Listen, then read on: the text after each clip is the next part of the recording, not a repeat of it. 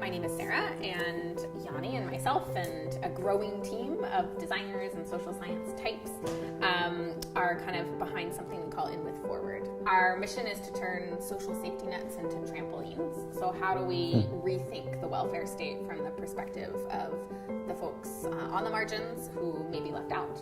Safety nets being they can inadvertently trap people, and so much of the research we do is about in how they've been implemented and operationalized year after year. People find it very hard to extricate themselves from it, and it's a race to the bottom.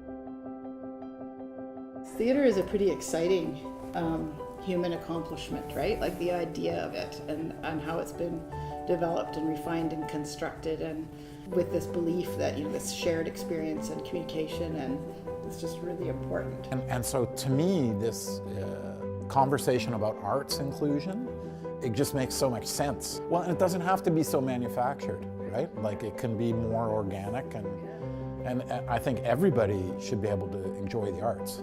And part of what we're hoping today is to walk you through a kind of 2-week intensive process called a quick dive that we use to start relationships. So today is kind of to introduce that, to ask each other questions about what that looks like. The goal is to both come up with some stories, because stories are pretty powerful, but also with opportunity spaces. So at the end of a quick dive, we typically have like 8 to 10 different opportunities of things that we might test or prototype going forward.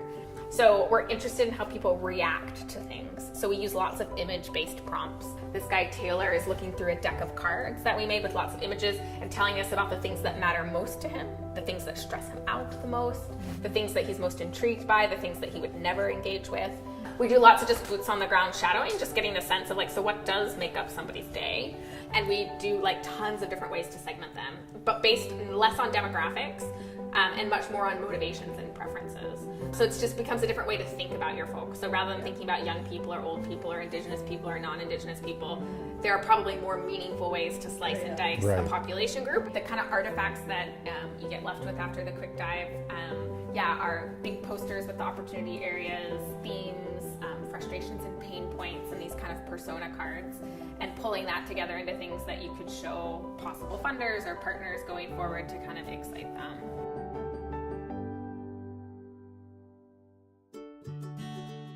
I think our social services in particular have kind of said, well, we can't do any of this stuff until we do this stuff. So I thought symbolically we should dismantle the hierarchy.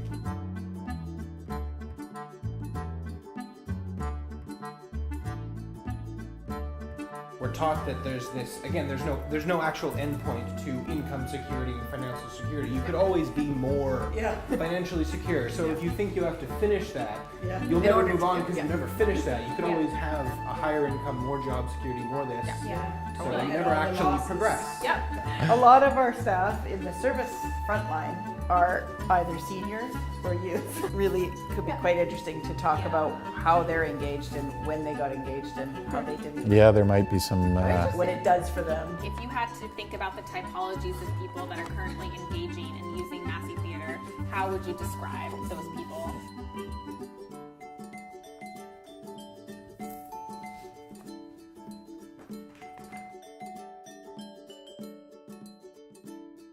Isolated seniors, influential people who see the arts as fluffy and non-essential, people below the poverty line, emerging artists, and mental health communities. If we kind of put a primary focus on a couple of different types of populations to focus on, we may get farther in that couple weeks and demonstrate the method. I thought this was great.